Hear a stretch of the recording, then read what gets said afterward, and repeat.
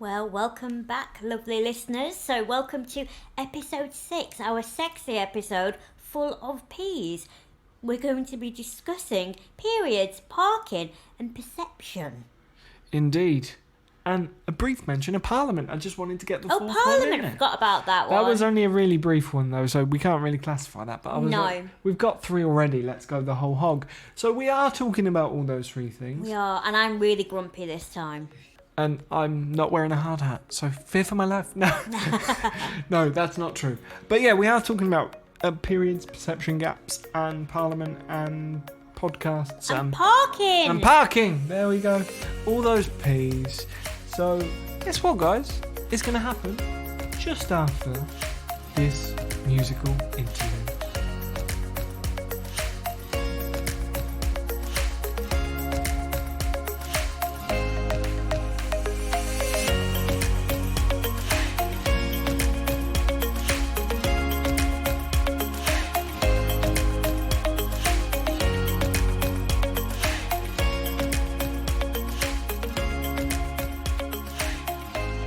Well, hey everybody, here we are for episode 6 of Life Downloaded. I had to think then. I am Dan Edge, and as always, I am joined by the glamorous glory that is Samantha Rink. Glamorous glory. If you were to see me now, you would not be saying that.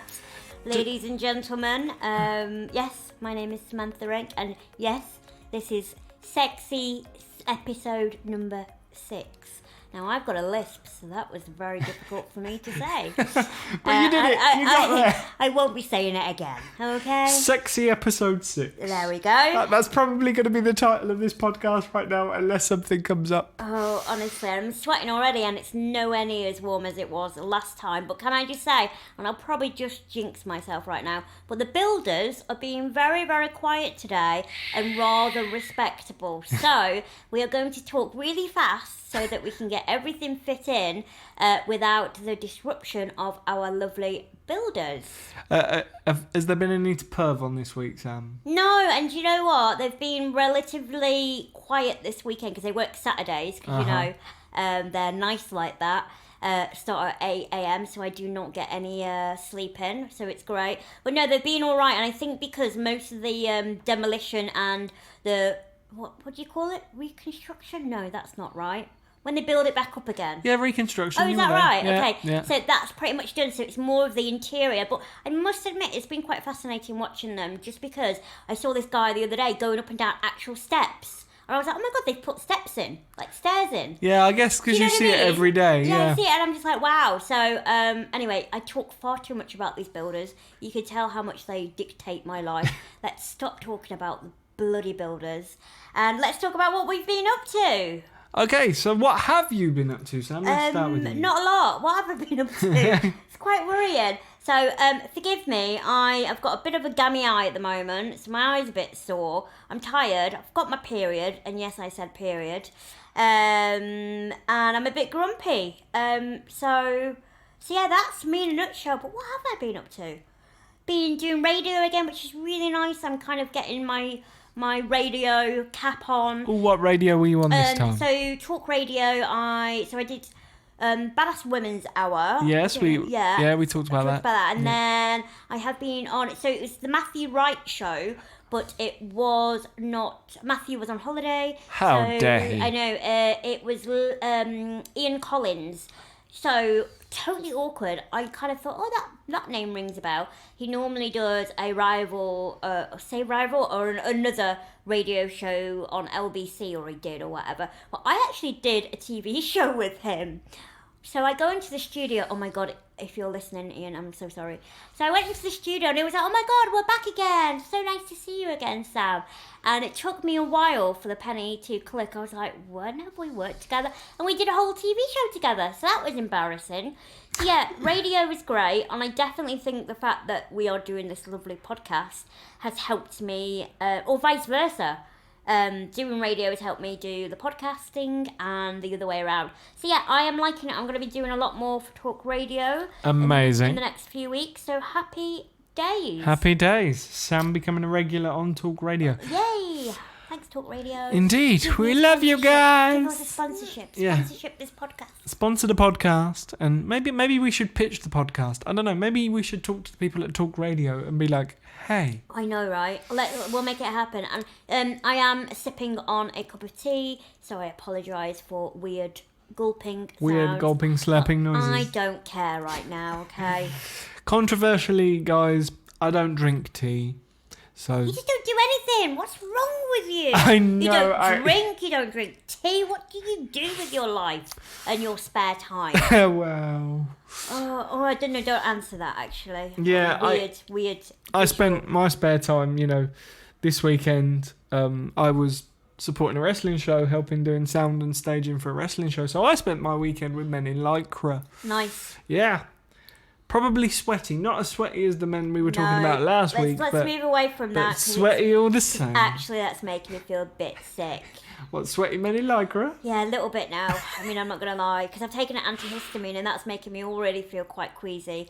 So you add sweaty men and it's just not going to happen. Okay. So, so what do you do? So talk about that through, because you just said that very blasé, like that's a normal thing to do on a Saturday. Well, and to me, it is not. kind of a normal thing. I Okay. mean, I've spent 17 years, probably longer now actually, but about 17, 18 years in the professional wrestling business.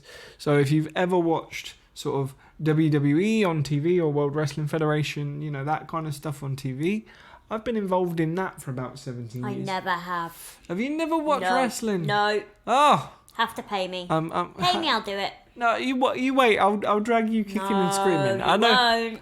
I know some of our listeners are regular wrestling watchers. I know the lovely Adam Pearson listens to us occasionally, and I know he's a wrestling fan. We keep talking about meeting up and having a beer. You two do that, and I will do what I want to do, okay? Which is not go and watch wrestling.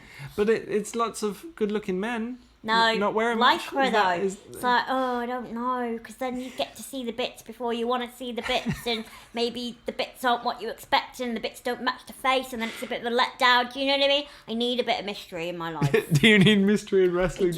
I do. If they put like a cup down there, then that would be the mystery. Some of them do. Do they? Yeah, some of them. I don't understand why they wouldn't, because you want to protect your little bits and pieces. Yeah, you? but being a bloke that's worn a cups are really not comfortable. Well, yeah, but they're not. Being a woman that's wearing sanitary towels, that's not comfortable either. But you get it done. I suppose you do. But yeah, I was never a cup wearer. But then I never wore gear tight enough for anybody to see anything. So there you go. So I maintained. You were a man of mystery. So I'm not necessarily in the ring as often as I used to be, but I still have promotions that I go and help out and do sort of stage management for, and make sure the guys are where they're supposed to be, and make sure the music. The guru. I am. I'm one of those guys that's been in the business for a little while now, and will get in the ring if I'm paid enough to get in the ring. You heard it here first, guys and girls. Indeed, but it's a case of I'm getting older. I'm a bit sore, a bit battered. So unless the money's good, I'm not gonna go throw myself around. Exactly. But yeah, I still like to help out and teach fun. the younger guys and do what I can. So that was my weekend. Question. Yeah. Following on from Sweaty Men and Cake, did you watch the Bake Off? I did, and I only did it because I felt pressurised by you, and I realised it's back on again tonight, and now I've committed. And did you enjoy it? I'm not gonna be. I did not like it. Like it was, I mean, it's an hour out of my life where I'm not going to come away and go, I can't believe I've just lost an hour of my life. But I'm not the sort of person that gets attached to people and starts rooting for them, or if anything, quite a few people irritated me. Okay. Not going to go into who it was because I can't remember any of their names. That's how, it doesn't really mean that much to me. No, fair. I did, however, want cake afterwards. I told you that happens. Which is not a good thing because I really need to get back on my little diet because I have just been eating loads. I'm eating loads at the moment because I'm going to say it again, it is my period. And I keep mentioning my period because when I did Badass Women's Hour, yes, obviously that's it talks about empowering women and very frank about women's kind of issues. And I found that great that they were very open. We were talking about HRT and the possibility of, there is a shortage of it. And I thought it was really great because we don't often talk about things like women's needs such as periods. And if there's any men sat listening to the podcast going, I wish you would shut up saying the word period, get over it. And I think this is why I love you, Dan, in particular, because you are extremely respectable and respectful. There you go. Towards women, I completely, put my hands up to you. I have always found that about you. But I think it is important, that we do talk about it, because women, particularly me, I am not on any contraceptive. Okay. That is because, for one, I am in a chair a lot of the time. So mobility, I don't jump around. So obviously you can have blood clots and all sorts. And also my father passed away of a brain hemorrhage. So all in all, I took myself off any kind of contraception. I'll fill the gap for you. I literally have got period brain at the moment. Like my brain's a bit Is period brain a thing? Yeah, I think it is. No, but in all honesty, my hormones are all over the place, and I do get, because I struggle with anxiety, that goes even worse when I'm on my period. And it's just not talked about a lot, particularly when you do have a disability. We don't get told how your body's going to change. Puberty, I just wrote something for a charity recently about puberty and disability. And even for me, because I was in a chair, they were like, oh well, you can't really have that. You can't have that pill because that will do that. And they just kind of left me to it. And when I do have my period, I do get very emotional. I would say more than what is probably deemed to be, the standard kind of PMSing. I promise, guys, I'm not sat here in a hard hat. It's fine, I'm safe. But I actually hate myself sometimes, because sometimes I become so verbally aggressive or snappy. I don't like who I become when I'm on my period, and I don't like the fact that it makes me very, very depressed. I have very irrational thoughts when I'm on my period. So that's why I quite like to hide away. But coming to the whole point of, we don't talk about it enough, and there's not enough support, particularly for women. I had a smear test recently. Mm-hmm. And vitally important. Yeah, which it is. So a smear test just tests.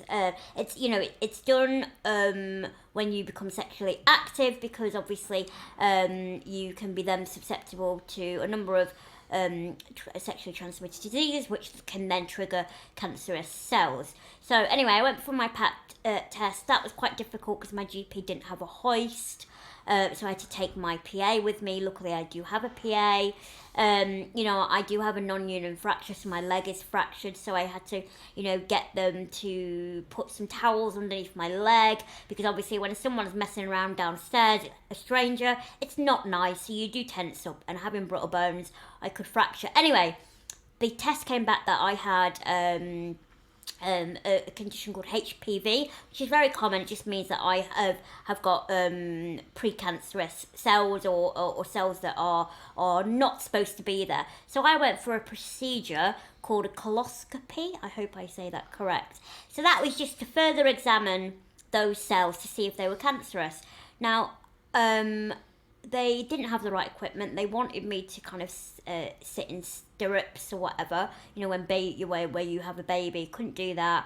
The procedure was very painful. The instruments that they had weren't correct for my body shape, and they basically sent me away going, sorry, can't do it on you, bye.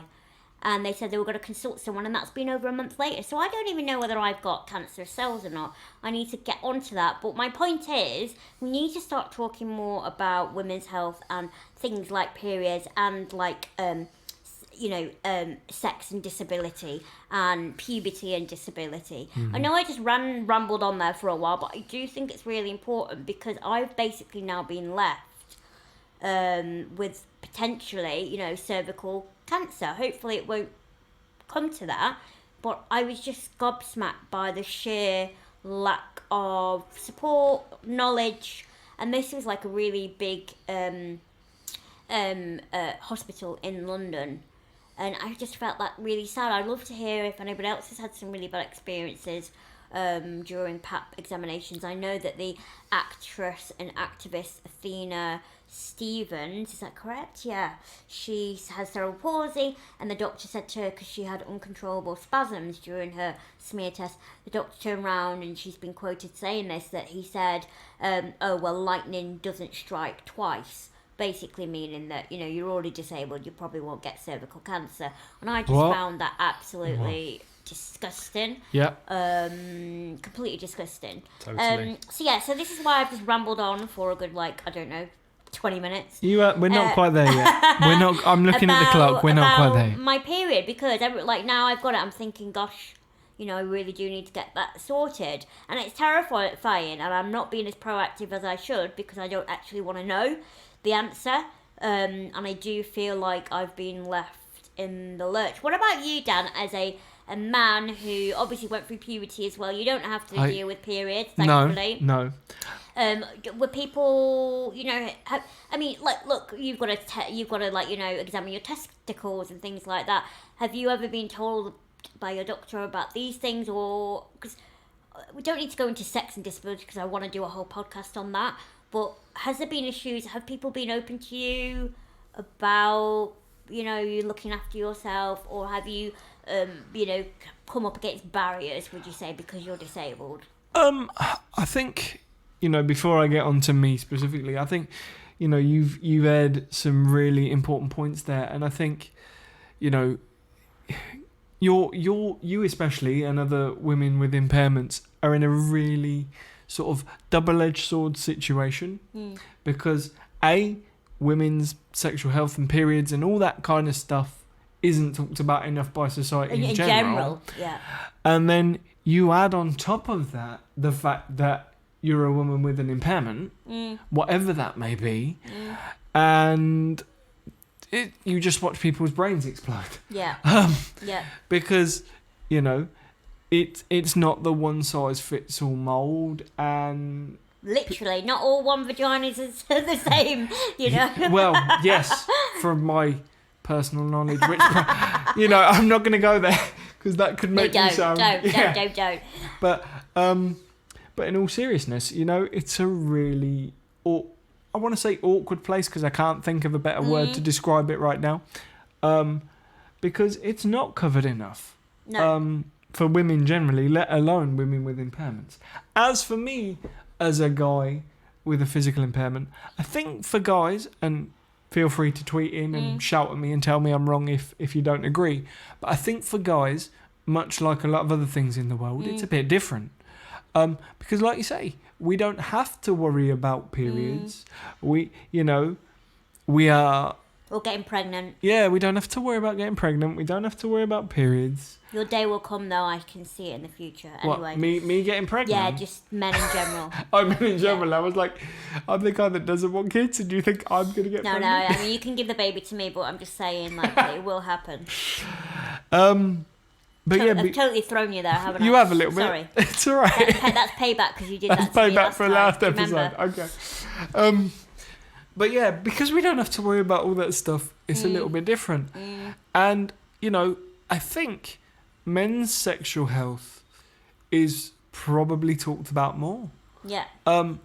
But I think the difficulty with the male community in sexual health is the fact that although women's sexual health isn't necessarily talked about in the public sphere as much, I think between ladies, and again, I'm generalising, I admit this, but I think ladies generally talk to each other more about it. I suppose we do to a certain extent, but even me because HPV is very, very common. You can now get a vaccine for it, but because I'm 33, that wasn't offered to me at school. So, it's different now, but when I was talking to some of my girlfriends, I felt a little bit of ashamed of saying, I've got HPV, because it sounds a lot worse than it is. Yeah. And it is a sexually transmitted condition, you know what I mean? Yeah.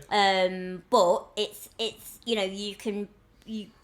basically where the cells get disrupted when you're having sex. But I see, so when I tweeted, not about this, but I tweeted earlier about going for a smear test, a pap test, and the response from a few women with disabilities said that, oh well, I've not had sex, so I don't need to have it. But actually, doing my research, yes, you're all very, very low risk of having precancerous cells or getting cervical cancer.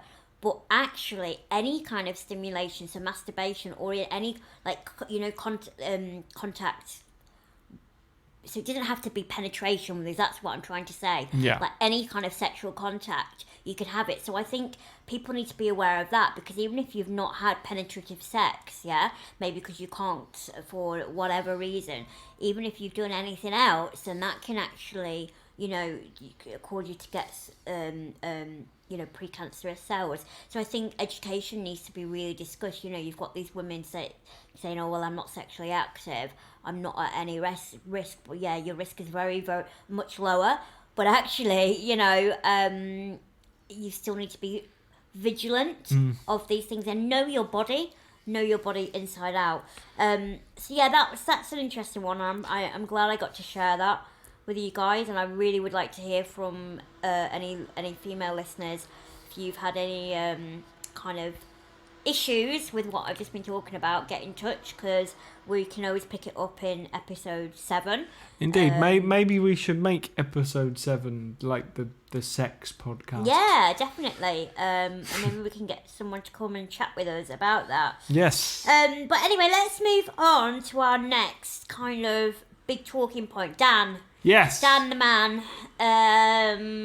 What's been popping up in the news this week? In the news, well, apart from the B word that shall not be mentioned, we will not be talking about, because I will go on a rant and people may never listen again. And then I'll leave because and I'll go and play with the cat. So yeah. So, but talking of B words, blue badges. Yes, blue badge. Blue badges. Now, what is a blue badge? What is a blue badge? Well, it's blue and it's a badge.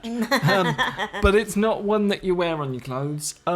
It is something that is used throughout the disabled community to do with parking your car. Parking your car, yes. Blue badge. I have one, even though I don't drive, but my PA, so my assistant, she has a car, so I registered my blue badge to hers, which is great, because in London, that exempts you from congestion charge and ULEV, which is like air pollution zones. So but all in all, it can save you a good pretty penny. But also outside of that, it enables you to park. Yeah, look at me looking at the most important thing. You don't have to pay all the road charges. But it also enables you to park in disabled parking spaces or accessible parking spaces. Whatever word you want to use. Although, confusingly, I went to somewhere the other day that had both disabled parking spaces and accessible parking spaces. That's interesting. Yeah, it's a brand new shopping place near where I live called Rushden Lakes, and they've got both disabled parking spaces with the traditional wheelchair symbol, and then accessible parking spaces. Well, that brings on perfectly, because I think I know why they've done that. So yeah, obviously, forgive me if I'm incorrect, but way back when, was it in like the 70s? Way back when, the blue badge scheme came to be.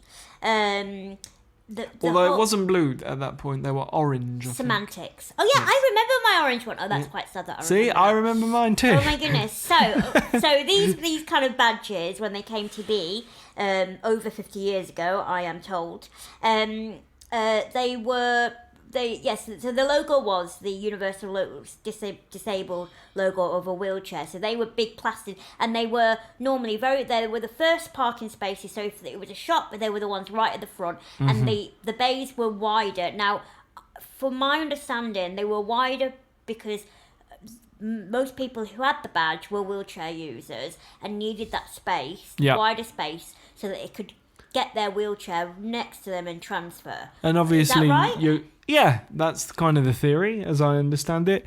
And then, of course, they're closer to their whatever establishment, so that you can get in with less effort. Yeah. Which is great because, disabled people, depending on their impairment, can have limited energy levels, yada, yada, yada.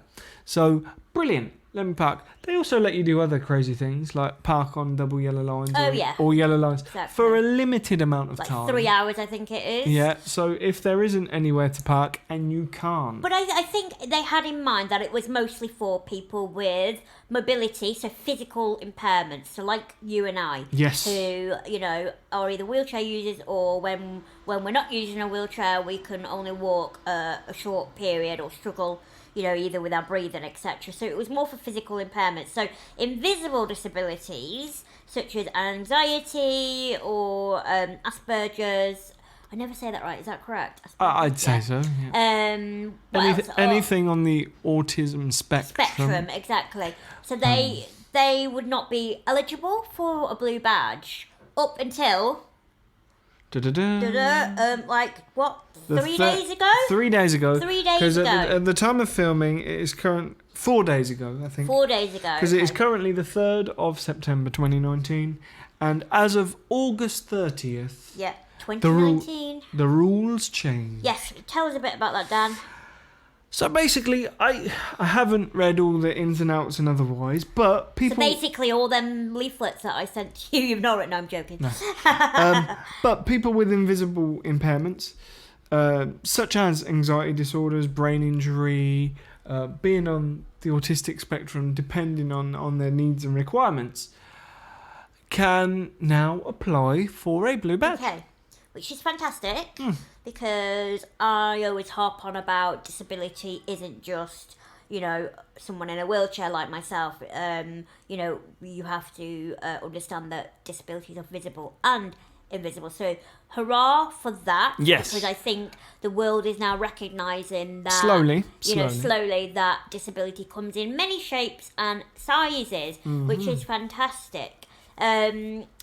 However, from what I've been gauging online, a lot of online forums, this has unfortunately caused tension amongst the disabled community. And some people are waving the flag going, this is a brilliant initiative, and some others have got some, I wouldn't say misguided kind of criticism, like they've got real anxiety themselves over how this may look, what impact this would have on certain people with disabilities. So there's been a real polarization of kind of attitudes towards this new scheme. So what do I mean by that? So if you're a wheelchair user like myself, I need to have a disabled bay to get my wheelchair down the side, because there's no way that I can squeeze my wheelchair or that I can't walk at all. So that is imperative. So I think the argument, and I can't stress this enough, this isn't my take on it, this is what I'm just kind of feeding back from what I've gauged from the internet, is that if more people are on the blue badge scheme, if I then rock up and there's 5 people wanting to use the bay, 3 are wheelchair users, but then you've got 5 people with invisible disabilities, who then gets that priority? Because you could argue that if there isn't a wheelchair, a disabled bay for a wheelchair user, there's nowhere else I could park. Whereas maybe someone with an invisible disability who has got the ability to walk a little bit further, or can squeeze out if someone parks next to them, and then they're taking up the bay, I then have to wait or go home or go to a different supermarket. Does that make sense? Am I just... Yep, no, that makes sense. I think a lot of the fear is the blue badge scheme has been around for a while. Yeah. And many people would argue, myself included, that there generally aren't enough bays already. Yeah. And I think a lot of the fear stems from the fact, I don't think people in the disabled community would ever want to deny somebody that has the right to a badge. But I think the concerns root, like a lot of new initiatives, is if it's stretched already, what's going to be put in place to make sure there's enough bays for everybody to use? And who's going to be, affected in a bad way, in a detrimental way from this new initiative? Yeah. Who's going to then struggle, maybe, Yes. from it. And it is a shame because I saw a little bit of hostility amongst some of the forums towards one another. I think it's just so sad that actually this is a problem for the whole of society. As you just said, we need to recognise more bays being dished out instead of like turning on on each other. Indeed. We need to be turning our anger and our frustration towards government. However, it has been told that local governments will be provided 1.7 million in the first year towards this programme. Now, I don't know whether 1.7 million is a big enough sum to, rectify this or make more parking available. But I do know that a lot of non-disabled people already... This is so funny. This is this disability perception gap. A lot of non-disabled people think that there are already too many disabled bays. Oh, yes. And I think that is because when they think of disability, again, they think of a wheelchair user. But actually out of nearly 14 million disabled people, there's only only 8% of that are wheelchair users. So again, society needs to wake up and change the way that they are seeing disability. But it really upsets me when there's this kind of internal power struggle amongst the disabled community. But a few people have commented, and thank you for those who have tweeted, Life Downloaded, or sent Instagram messages. A few people have kind of come up with maybe some solutions, what they would like to see. And I think what you said earlier about where you went, there's disabled bays and then accessible bays, that might be the distinction. So maybe the disabled bays are for wheelchair users and the accessible ones are for everybody else. There's a bit more ambulatory, possibly. Possibly.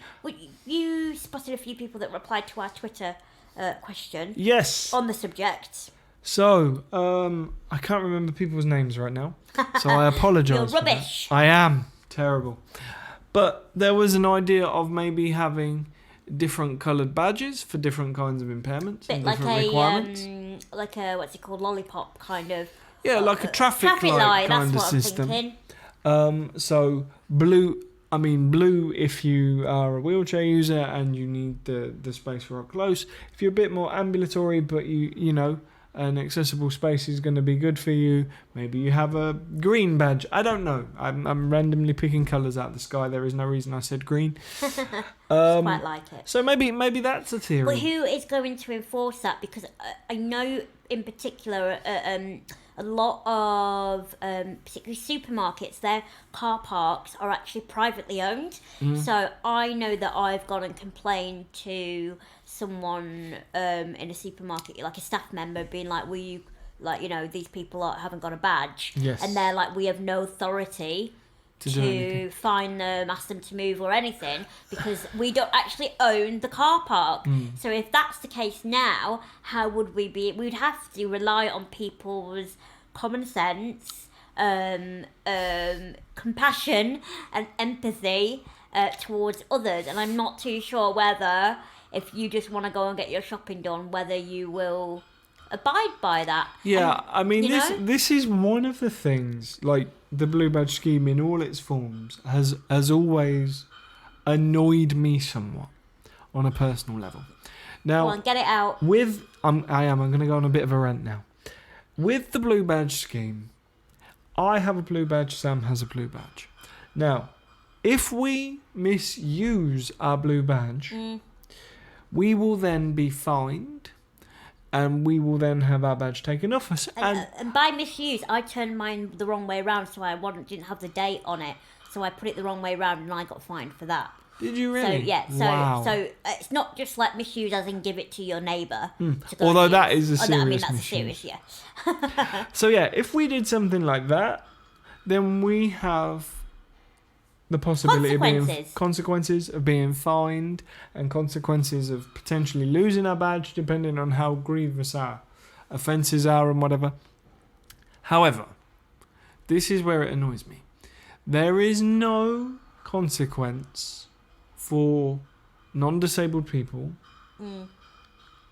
using a disabled parking bay or an accessible parking bay. There is no consequence. That goes for even putting luggage in a disabled seat on a train. Oh. This is what I want to campaign for, Yeah. or I have been, because I've been saying it on radio stations who ask me, what do you want to see change? Yeah. And I say, if you stick a sign saying you will be charged on the spot, like dropping a cigarette, 80 quid if you abuse this parking if bay, you put your...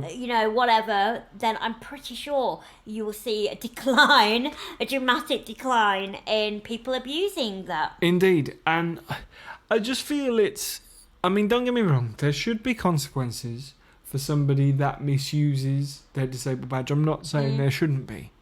But it does feel slightly imbalanced that I could be fined up to £10,000 when a non-disabled person can park in a disabled bay and everybody kind of goes, yeah, I'm only going to be there 5 minutes. Oh, yeah, I've had that as well.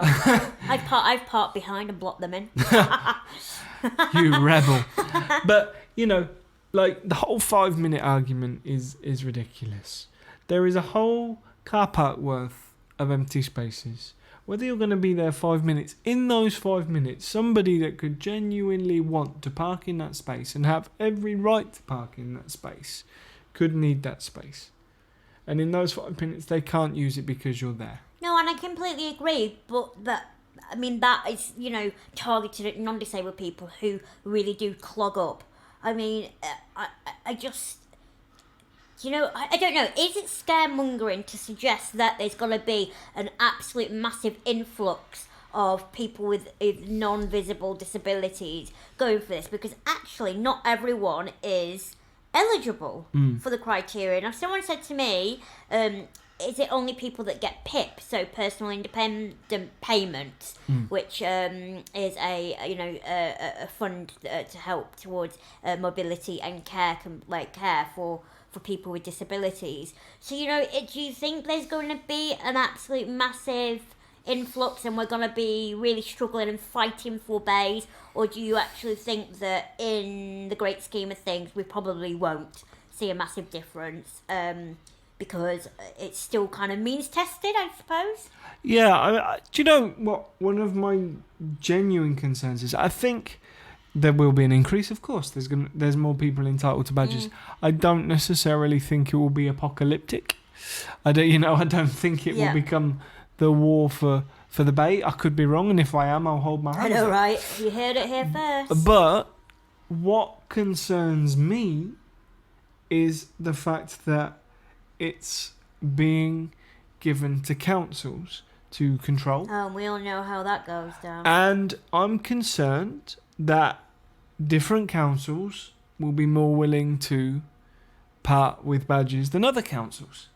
And it will become a postcode lottery in the fact that if you've got a council that gets it and understands and is switched on, you will get your badge. Yeah. If you get a council that isn't, you won't get your badge. Yeah. And it literally will boil down to where you live. And that is not fair to anybody.